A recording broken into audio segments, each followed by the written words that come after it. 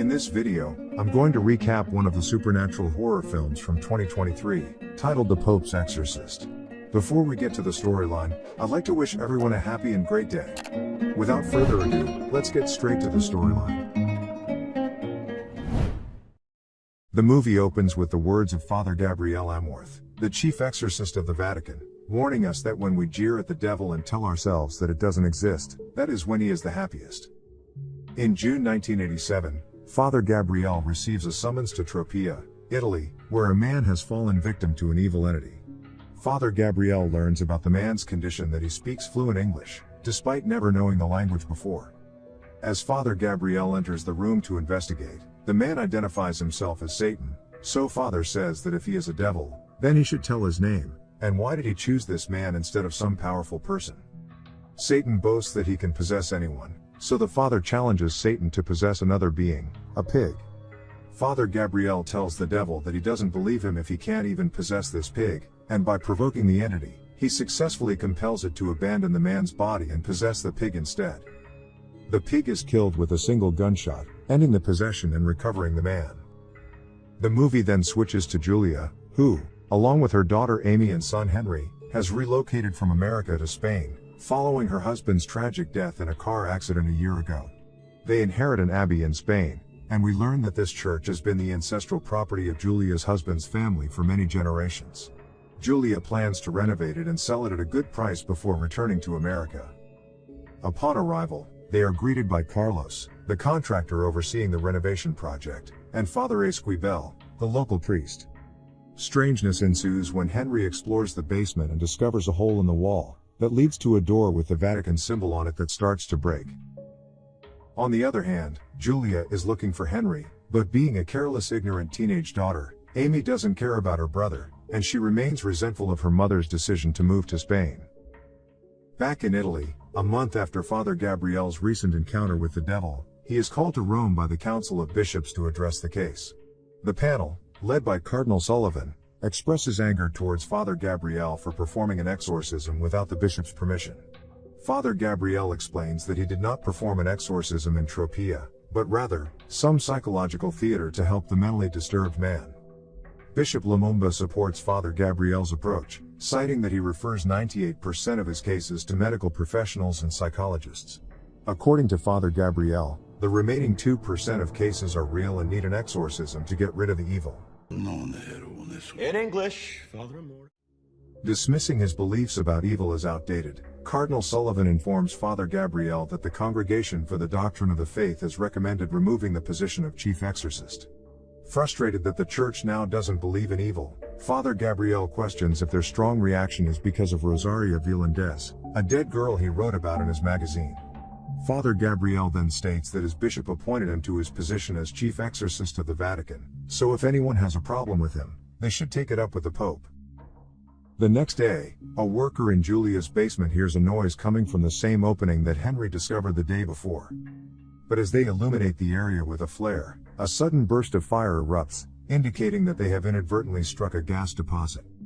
The incident led Carlos to refuse to proceed with the work, recognizing the life-threatening danger posed by the gas deposit.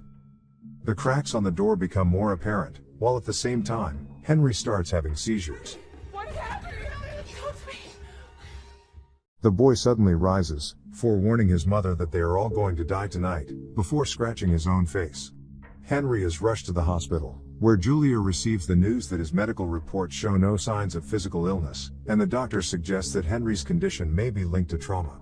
During their conversation, Julia reveals that Henry was present with his father on the night of the fatal accident, and since that traumatic event, he hasn't spoken a single word.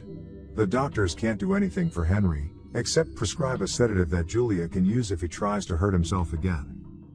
In the dark of night, as Amy heads to the kitchen for ice, a sudden power outage plunges the surroundings into darkness, and Henry suddenly gets up. Troubled, Amy investigates the main switch, while Julia tends to Henry, thinking that he might get scared. But the mother is shocked when Henry suddenly grabs her breast, and says he is hungry, so let him breastfeed.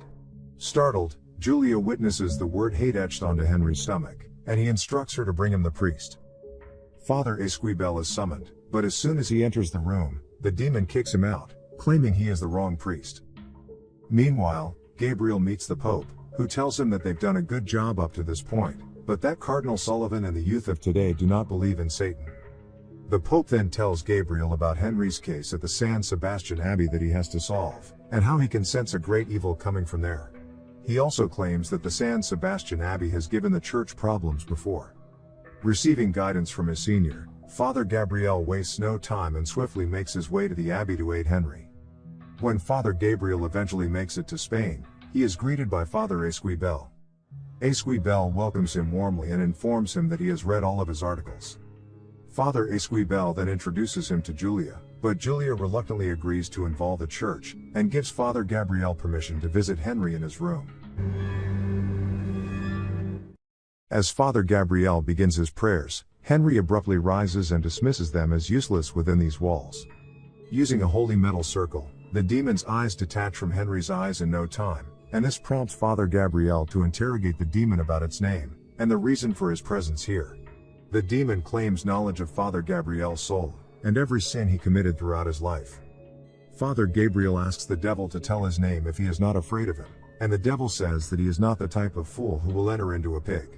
In a chilling twist, the devil addresses Father Gabriel by name, reminding him of incidents from his past, including his worst nightmare as a soldier. Now, a flashback shows that all of Gabriel's fellow soldiers died during the Second World War, and instead of fighting the enemy, he laid down among the dead soldiers like a coward. The possession takes a more ominous turn as a lifeless red bird emerges from Henry's mouth, and seeing this, Gabriel gets scared. The father is now fully aware that he faces a far more dangerous demon than he typically encounters. After informing Father Esquibel about the situation, he engages in a conversation with Julia to understand why this powerful demon has targeted Henry.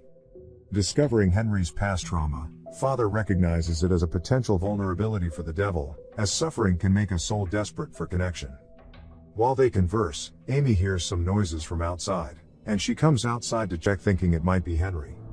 And then all of a sudden,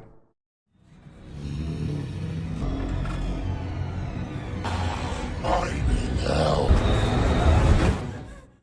the girl then receives a call from her deceased father, who tells her that they are all going to die tonight. Filled with dread, she rushes to her mother and shares her harrowing experience, prompting Father Gabriel to realize the demon's ability to access their past. With a sense of urgency, he prepares for another encounter with Henry, aiming to unveil the entity's name, because knowing the demon's name weakens its power and facilitates the priests to defeat it. He tells Father Esquibel to confess because he knows that demons can use his unconfessed sins against him, but when Father Gabriel finds out that it has been 8 months since his last confession, he seeks forgiveness for all his sins through prayer rather than listening to them individually. Throughout the confrontation with the demon, Father Esquibel's role is to maintain constant prayer and refrain from responding to the demon's provocation. During their interaction to find out the devil's name, the devil continues to fight, causing Henry to convulse once more, followed by a sudden power outage. Father Gabriel then uses his lighter to illuminate the scene, and to his astonishment, he witnesses Rosaria's spirit, the person he had written about in the magazine. She accuses him of abandoning her and letting her die when he had the power to save her life. After this display of its power, the demon redirects its attention towards Father Esquibel. He reveals Esquibel's sin about Adela, and how much her family used to respect him, but he had sex with their daughter, despite his religious commitment.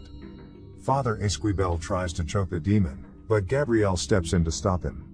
Gabriel leads him out of the room while the demon taunts him, by saying that he has taken the bait. Overwhelmed with emotions, Father Esquibel breaks down in tears, and tells Gabriel that Adela had wanted him to abandon his priesthood for her, but he had no intention of doing so he had to lie to her. Since he regrets what he has done, Gabriel prays to God to forgive his sins. When Father Gabriel recalls the demon's earlier words, "You have taken the bait," he suddenly understands that the devil is up to something much bigger than just possessing a boy. After instructing Esquibel to stand guard outside Henry's door, Father Gabriel immediately makes his way to the garden to see something he had observed earlier, and here a symbol of the Vatican is revealed. Now he recalls the Pope warning him about previous problems for the church here. When he pulls the concrete lid, the demon's power intensifies, causing the cross in Julia's room turns upside down. The evil entity targets Julia, and we see that someone is with her on her bed, and as soon as she wakes up, he attacks her, and starts pulling her inside the bed. On the other hand, Amy is violently thrown against a wall, so she locks herself in her closet. Meanwhile, Father Esquibel hears Henry's desperate cries for help, and rushes inside to aid him. But as he goes close to him, Henry wakes up and bites his ear, and says that no one will escape from here alive. Father Gabriel finds the well under the Vatican seal, and when he drops a burning paper inside to check what's inside, there is a huge explosion. Long story short, Father Gabriel manages to temporarily banish the demon through the power of his prayers, ensuring everyone's rescue. They then decide that Julia's home is too dangerous, and move them to the church space. Afterwards, Gabriel brings Father Esquibel to the well, where they uncover the seal of the Spanish Inquisition, a dark chapter in the history of the church. During that time, those who refused to convert faced torturous deaths. To uncover the secrets hidden beneath the abbey, Gabriel and Esquibel venture into the basement, and encounter the same hole in one of the walls. Noticing the crossed key symbol, Father Gabriel uses a hammer to dismantle the walls, and the devil is awakened. Gabriel and Esquibel then find a secret underground cemetery, and he tells Esquibel that this is the Tunnel of Sin. At the center of the catacomb lies a cage containing the skeletal remains of the Cardinal Protector, who was the last protector of the church. Gabriel tells Esquibel that he is not imprisoned in the cage, but it is for his protection, and it is done when the exorcism fails, so that he can be saved from the absconding devils, and bury this secret forever. Meanwhile in Rome, as the Pope delves deeper into his investigation of San Sebastian Abbey, he discovers a letter within the book. The letter, penned by the Cardinal Protector, reveals the presence of a strong evil gripping the abbey. It laments the failures of all attempted exorcisms, and states that a powerful demon now claims dominion over the grounds. Concerned for Father Gabriel's safety amidst this impending danger, the Pope succumbs to a heart stroke and he is taken to the hospital. Upon regaining consciousness, he tries to communicate with Bishop Lumumba, intending to warn Father Gabriel, but his physical condition renders him unable to speak, leaving him vomiting blood on Sullivan. As the priests continue their exploration, they encounter a locked door at the far end of the catacomb, and Father Gabriel discovers the key hidden within the stomach of the Cardinal Protector. Pressing forward, they venture deeper into the cave, where the fumes of gas and sulfur grow increasingly stronger, to which Gabriel says they are very close to hell. Their path leads them to the skeletal remains of Ahata, renowned as one of the greatest exorcists in history. Alongside his body, they find a journal recounting his tragic journey in 1475, and they learn from that book that the devil who possessed Henry has been possessing people for many centuries, including Ahata. The realization dawns upon the priests that everything that happened since Ahata's possession in 1475 was the sinister work of the devil. The Vatican became aware of this truth but chose to bury it, keeping it hidden from the world. The devil was imprisoned in the underworld, and his 200 angels were also with him. Here Gabriel also retrieves a map from the journal, realizing that San Sebastian Abbey is one of the 200 locations where the fallen angels are believed to be buried. The demon that possessed Ahata wanted to locate all these places in order to create an army, and bring about the destruction of the church.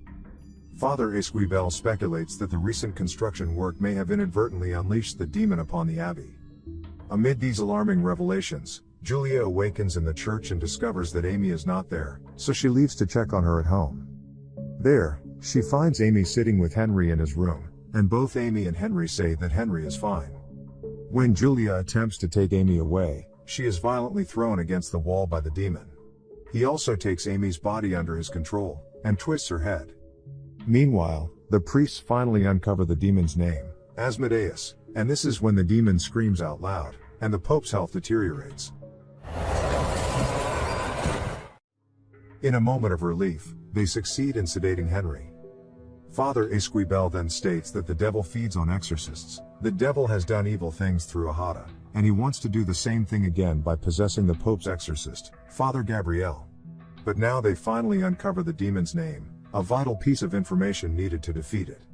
Gabriel then decides to confess his sins again. During the war he became a rebel, and many of his friends became victims of German bullets, but he survived. This prompts him to seek purpose in his spared life by dedicating himself to serving God. Now, burdened by regret, Father Gabriel believes he fell short of fulfilling his responsibility when he failed to protect Rosaria, despite her plea for help in the face of sexual abuse. She was not possessed, but mentally disturbed, so he gave her case to someone else because he was arrogant, so she committed suicide in front of him. But after her death, Gabrielle heard the rumors of sexual abuse that were covered by Vatican City, and because of this, he still repented for not helping her and handing her case to someone else. Following a brief session of sin absolution, the priests make their way into the abbey, and gather for a collective prayer before commencing the exorcism.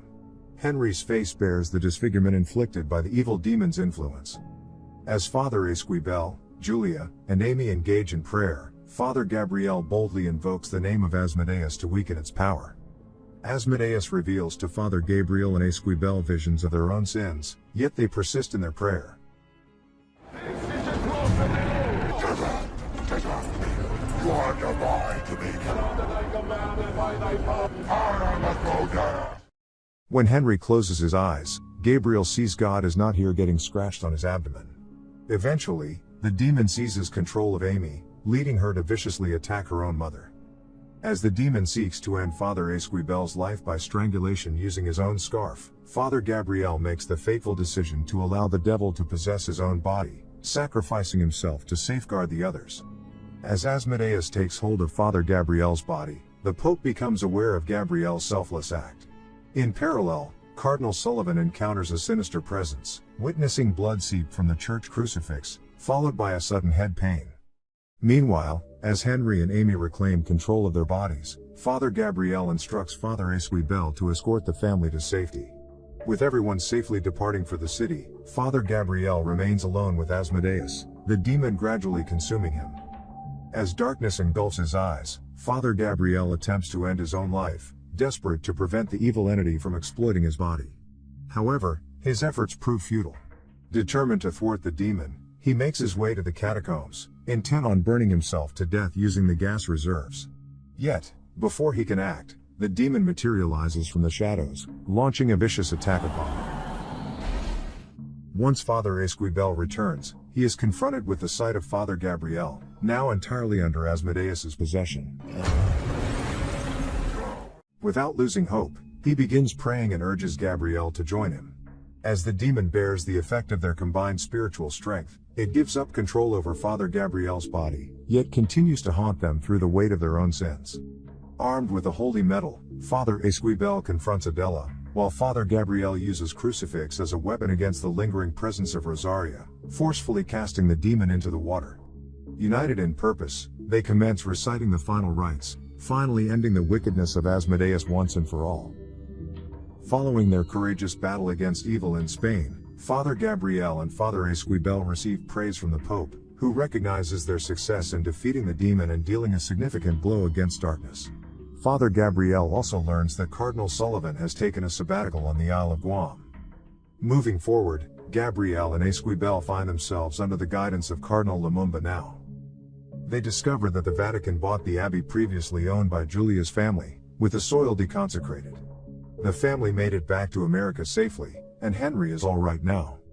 Although Asmodeus has been defeated, the quest to locate the remaining 199 sites mentioned in the Ahata's diary still lies ahead. Gabriel and Esquibel willingly accept the responsibility of eradicating the demons residing in the remaining 199 sites on Earth, driven by their unwavering commitment. While this story is fictional, it is worth noting that Father Gabriel Amworth, upon whom the character is loosely based, was a real person who dedicated his life to aiding those affected. His service continued until his passing in Rome in 2016, leaving a legacy of compassion and faithfulness.